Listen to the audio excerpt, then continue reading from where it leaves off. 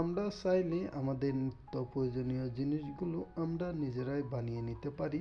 সেজন্য আমার ভিডিওটা সম্পূর্ণ মনোযোগ দিয়ে দেখতে হবে।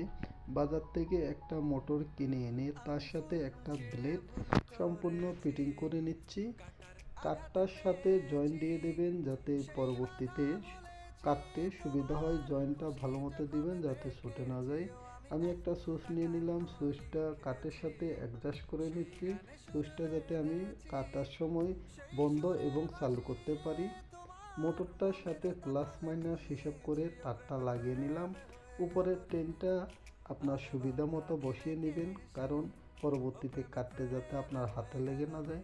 আমার মোটর কমপ্লিট হয়ে গেছে। কত দ্রুত বেগে আমার এই ছোটো মোটরটা বড় ধরনের কাজ করতে পারে সেটারই তার প্রমাণ দিলাম।